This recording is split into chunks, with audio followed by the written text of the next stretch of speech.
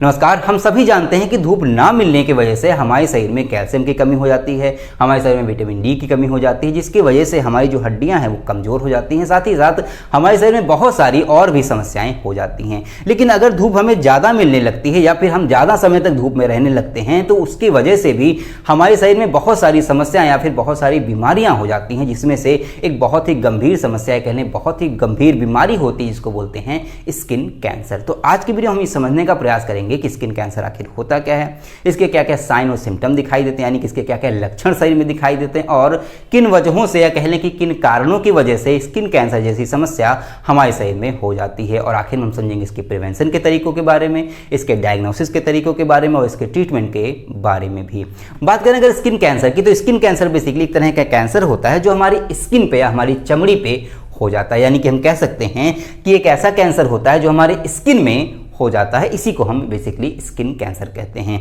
अगर इसके सिम्टम्स की बात करें तो सिम्टम में बेसिकली स्टार्टिंग में आपके बॉडी पे एक छोटा सा दाना या फिर आपके बॉडी या स्किन पे बेसिकली एक तरह का मस्से जैसा स्ट्रक्चर बनता है। वो धीरे धीरे बेसिकली एक तरह का मस्से जैसा एक उभार होता है, रेड कलर का, आपने देखा भी होगा बॉडी पे।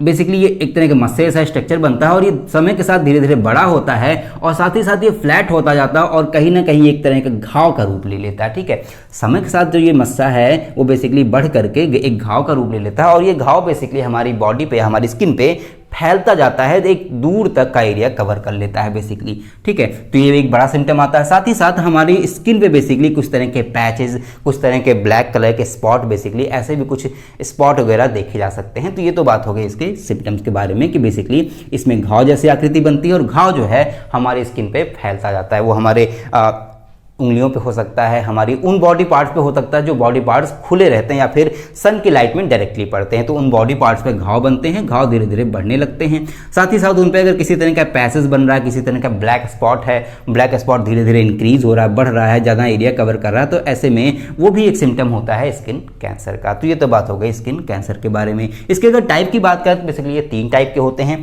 पहला होता है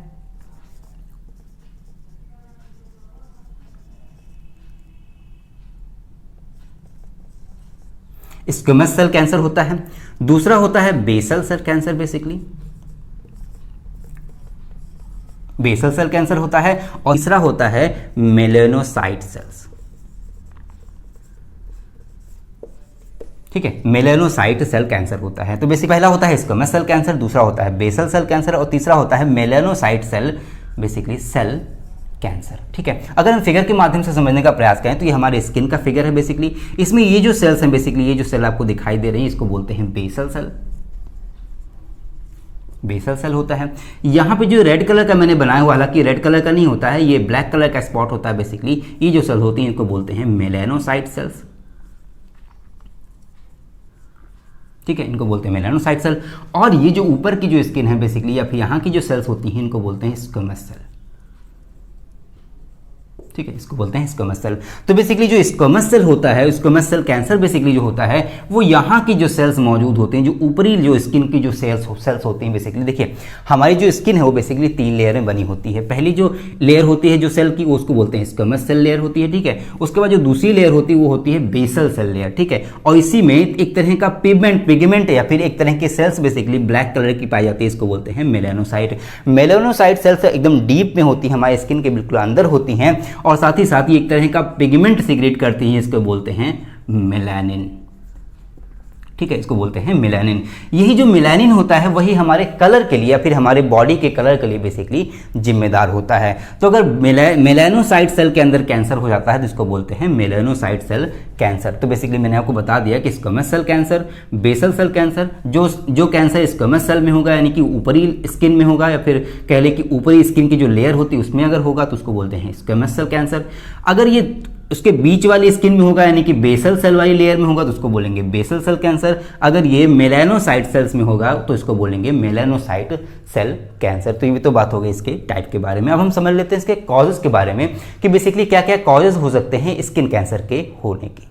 बात करेंगे स्किन कैंसर के कॉजेज के बारे में, तो आप सभी जानते हैं कि बॉडी का हर एक ऑर्गन सेल से मिलकर के बना होता है और सेल की एक प्रॉपर्टी होती है डिवाइड करना, यानी कि एक सेल से बेसिकली वो 2 सेल बनती है, 2 सेल से बेसिकली वो 4 सेल बन जाती है। और यही जो डिवीजन का फॉर्मेट होता है सेल का, वो एक तरह का कंट्रोल्ड एनवायरनमेंट में होता है और इसके ऊपर जो कंट्रोल्ड एनवायरनमेंट प्रदान करता है या फिर जिसके कंट्रोल में बेसिकली ये सेल का डिवीजन होता है उसको बोलते हैं डीएनए। ठीक है, उसको बोलते हैं क्या? डीएनए या फिर जीन बोलते हैं।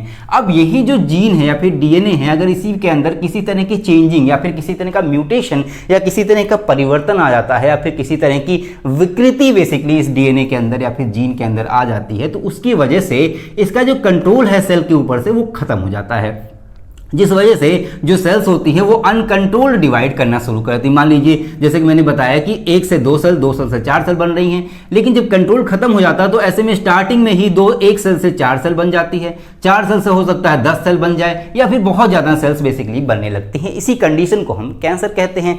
अब यही कैंसर बेसिकली या फिर यही कंडीशन हमारे स्किन की जो सेल्स होती हैं बेसिकली उनके अंदर जब आ जाती है, यानी कि जो स्किन की सेल को कंट्रोल करने वाले जो जीन है या फिर जो डीएनए हैं, अगर उनके अंदर विकृति आ जाती है, किसी तरह का परिवर्तन, किसी तरह का बदलाव आ जाता है, तो उस वजह से डीएनए का कंट्रोल बेसिकली इस सेल से खत्म हो जाता है। तो यहाँ पे भी अनकंट्रोल्ड सेल डिवीजन होना स्टार्ट हो जाता है और यही बेसिकली स्किन कैंसर में बदल जाता है। अब सवाल आता है कि डीएनए के अंदर परिवर्तन कैसे आता है? भाई मैंने आपको और भी कई सारे लेक्चर दिए हुए हैं कैंसर पे, तो मैंने वहां पे अलग तरीके बताए हैं, लेकिन स्किन कैंसर के केस में बेसिकली जो डीएनए होता है या फिर जो जीन होता है, इसके ऊपर जो बदलाव आता है वो बेसिकली यूवी लाइट की वजह से आता है। ठीक है, यूवी लाइट का मतलब होता है अल्ट्रावायलेट लाइट। अब ये जो अल्ट्रावायलेट लाइट होती है वो पाई कहाँ जाती है? अल्ट्रावायलेट लाइट सन के अंदर पाई जाती है। ठीक है, देखिए जो हमारा ओजोन लेयर बेसिकली होती है, आपको पता है ओजोन लेयर होती है, ओजोन लेयर होती है वो हमारे अल्ट्रावायलेट रेज को बेसिकली या फिर अल्ट्रावायलेट लाइट को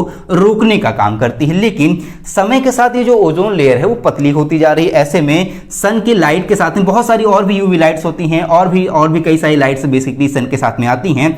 साथ ही साथ ये जो ओजोन लेयर इसको रोक रही थी वो जब पतली हो गई या फिर जब हम धूप में ज़्यादा समय तक रहते हैं, देखिए कोई भी फिल्टर किसी चीज़ को पूरी तरह से रोक नहीं सकता है, तो जब हम धूप में ज़्यादा समय तक रहते हैं तो थोड़ा थोड़ा ही जब यूवी रेज हमारे ऊपर पड़ेगी या फिर हमारी स्किन के सेल्स पे पड़ेगी बेसिकली, या कह लें कि जो ओजोन लेयर है उसकी जब लेयर पतली हो जाएगी या फिर पतली जो हो गई है उसकी वजह से बहुत सारी यूवी रेज या फिर यूवी लाइट सन की लाइट के साथ साथ नीचे चली आती है, यानी कि अर्थ पे चली आती है, जिस वजह से हम जब बहुत समय तक किसी धूप में काम करेंगे या फिर ऐसी जगह रह रहे होंगे जहाँ पे धूप ज़्यादा तेज पड़ती है, या कह लें कि हमारे ऊपर धूप किसी वजह से ज़्यादा पड़ रही है या फिर ज़्यादा समय तक हम धूप में काम कर रहे हैं, तो ऐसी कंडीशन में हमारा जो डीएनए है उस पर क्या पड़ेगा? यूवी रेज पड़ेगी। अब यूवी रेज के पड़ने की वजह से इसके अंदर एक तरह का डिस्ट्रक्शन आ जाएगा या फिर बेसिकली इस जीन के अंदर एक तरह का म्यूटेशन भी आ सकता है, जिसकी वजह से इसका जो कंट्रोल है वो इस सेल के ऊपर से खत्म हो जाएगा और ये सेल्स अनकंट्रोल्ड डिवीजन करना शुरू कर जाएंगी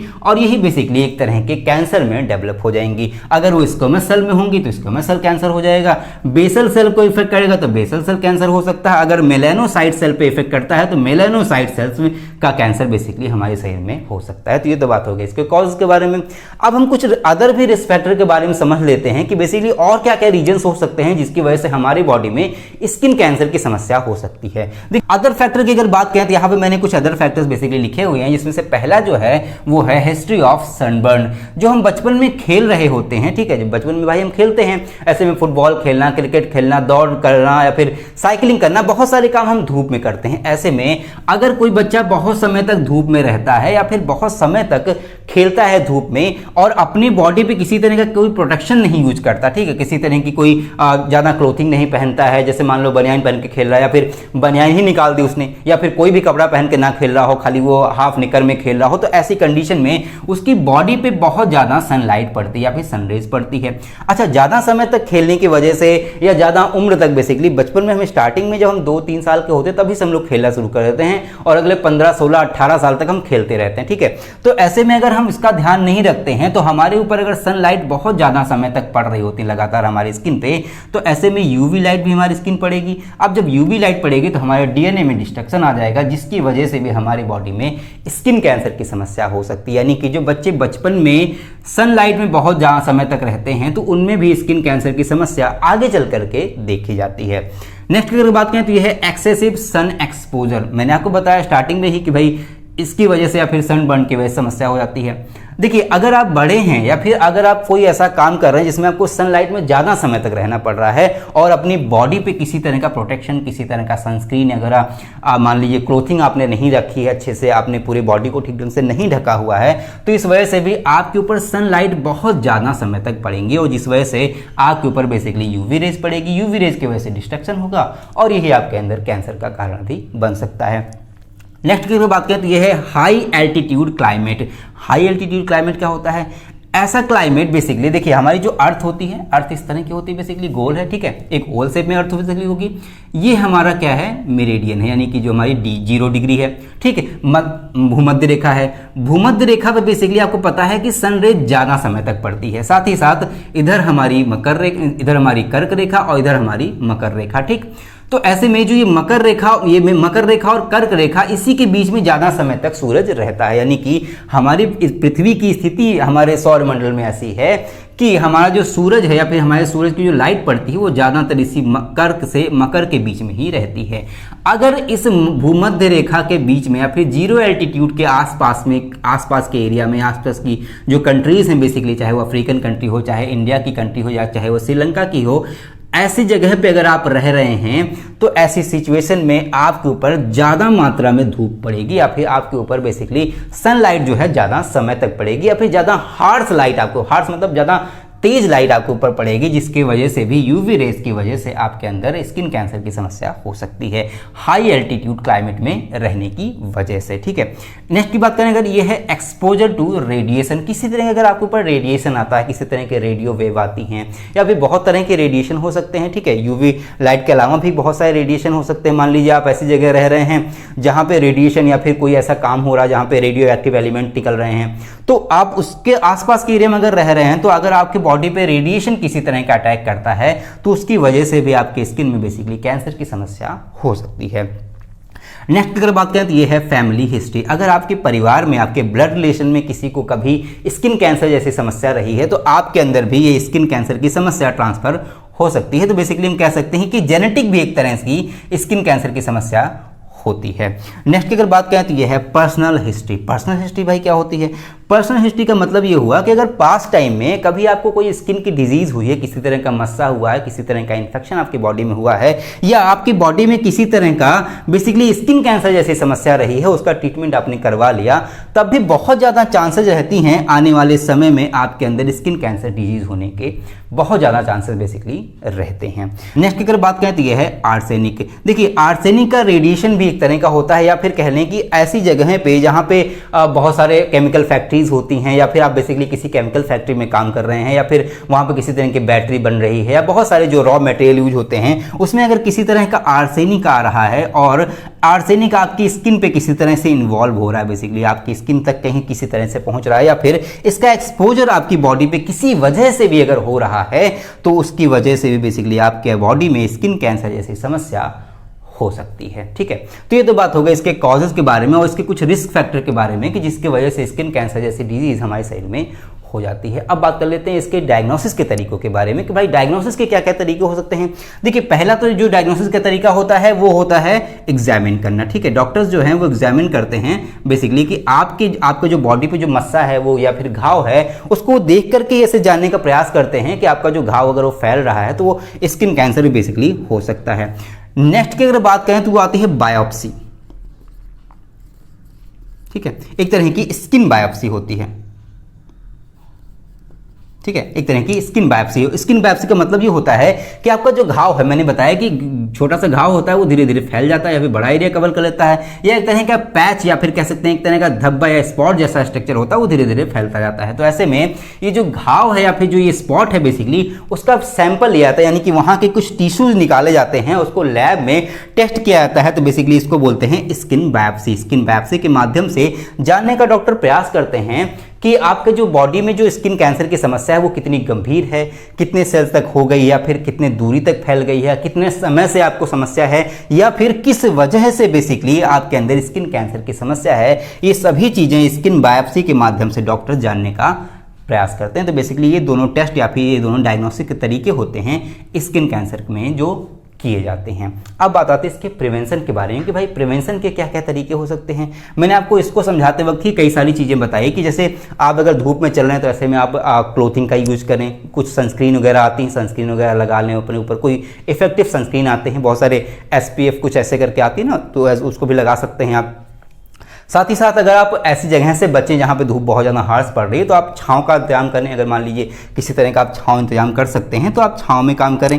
और अगर आपके ऊपर आर्सेनिक का किसी वजह से एक्सपोजर हो रहा है तो इससे थोड़ा सा बचने का प्रयास करें। साथ ही साथ किसी तरह के अगर रेडिएशन वाले जगह पर रह रहे हैं जहाँ पर रेडिएशन बहुत ज़्यादा है, मान लीजिए न्यूक्लियर रिएक्टर वगैरह के पास में रह रहे हैं या फिर उसकी जो जहाँ पर न्यूक्लियर रिएक्टर होता है या फिर जहाँ पे उससे जो बिजली बनती है बेसिकली, तो ऐसे में भी अपने आप को थोड़ा दूर रखने का प्रयास करें। या फिर किसी भी रेडिएशन से आप अगर बचने का प्रयास करते हैं या फिर बचने की कोशिश करते हैं बेसिकली, तो आपके अंदर स्किन कैंसर की चांसेस बहुत कम हो सकती है। साथ ही साथ अगर आपकी हिस्ट्री में या फिर फैमिली हिस्ट्री में किसी तरह की समस्या है या किसी कोई स्किन कैंसर जैसी समस्या रही है, तो ऐसे में अगर अपनी बॉडी पे कभी भी किसी तरह का कोई मस्सा देखें, कोई छोटा मोटा स्पॉट देखें, तो डॉक्टर से इसका टेस्ट जरूर करा लें, इसका चेकअप जरूर करा लें। हो सकता है ये स्किन कैंसर के लक्षण हो या फिर स्टार्टिंग स्टेज हो, बेसिकली इनिशियल स्टेज पे भी आपका इसका ट्रीटमेंट बेसिकली करके इसको खत्म कर सकते हैं। तो बेसिकली इन कुछ प्रिवेंशन के तरीकों से, या फिर कहने की जो हाई एल्टीट्यूड क्लाइमेट वाले हैं भाई उनके लिए तो कुछ कह नहीं सकते हैं क्योंकि वो हाई एल्टीट्यूड में रह ही रहे हैं, वो कहाँ भाग सकते हैं, लेकिन वो अपने आप को प्रोटेक्ट कर सकते हैं कुछ सनस्क्रीन से, क्लोथिंग से, या फिर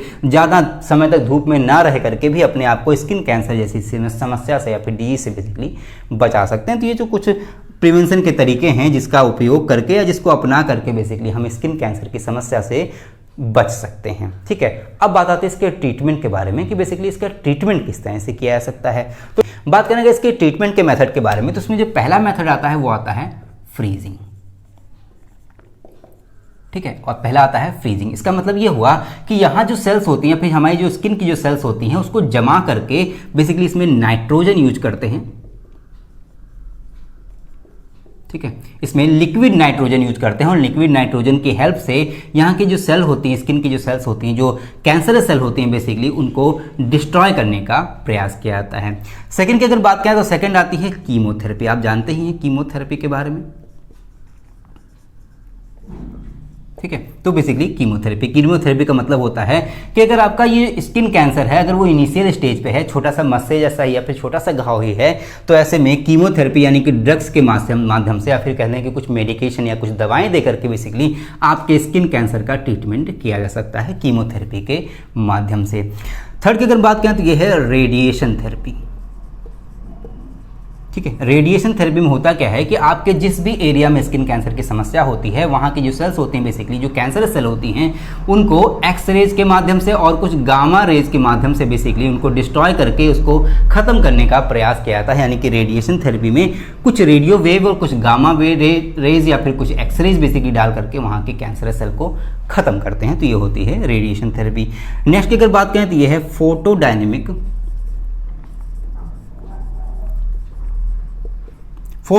थेरेपी। फोटोडायनेमिक थेरेपी में होता क्या है कि आपके जो स्किन पे जो कैंसरस सेल हैं बेसिकली, इसके ऊपर कुछ लाइट वेव्स, ठीक है, कुछ लेजर बीम बेसिकली कुछ लेजर बीम डाली जाती है और साथ में आपको कुछ दवाओं के माध्यम से भी आपके कैंसर को ठीक करने का प्रयास बेसिकली फोटोडायनेमिक थेरेपी में किया जाता है। नेक्स्ट की अगर बात करें तो यह है बायोलॉजिकल थेरेपी। ठीक है, बायोलॉजिकल थेरेपी में होता क्या है कि बेसिकली आपका जो इम्यून सिस्टम है उसको कुछ दवाओं के माध्यम से उसको इंक्रीज किया जाता है। यानी कि आपका जो इम्यून सिस्टम बेसिकली उसको बूस्टअप किया जाता है ताकि आपकी जो रोग प्रतिरोधक क्षमता है वो यहाँ की सेल से लड़ सके और यहाँ की सेल को, अगर देखिए जब कैंसर इनिशियल स्टेज पे होता है तब ऐसी बायोलॉजिकल थेरेपी की जाती है। बायोलॉजिकल थेरेपी के माध्यम से कुछ एक्सरसाइज करवाई जाती हैं, कुछ ड्रग्स दी जाती हैं, यानी कि कुछ दवाएं आपको दी जाती हैं जिसके माध्यम से आपका इम्यूनिटी बेसिकली बूस्टअप हो जाती है या फिर आपकी जो इम्यूनिटी है वो स्ट्रांग हो जाती है, जिसकी वजह से आपकी बॉडी यहाँ की कैंसरस सेल से फाइट करके इसे हरा देती है या फिर आपके अंदर से स्किन कैंसर की समस्या को खत्म कर देती है। तो ये तो बात हो गई बायोलॉजिकल थेरेपी के माध्यम से स्किन कैंसर के इलाज के बारे में। आई होप आपको वीडियो अच्छी लगी होगी। अगर आपको वीडियो अच्छी लगी हो तो प्लीज़ वीडियो को लाइक करें, लोगों को शेयर करें ताकि लोगों को स्किन कैंसर के बारे में और ज़्यादा जानकारी मिल सके। और अगर आप चैनल पर नए हैं तो प्लीज़ चैनल को सब्सक्राइब कर लें ताकि ऐसी इंटरेस्टिंग और नॉलेजफुल वीडियो आपको लगातार मिलती रहे। मिलते अगले वीडियो में, तब तक के लिए जय हिंद, थैंक यू।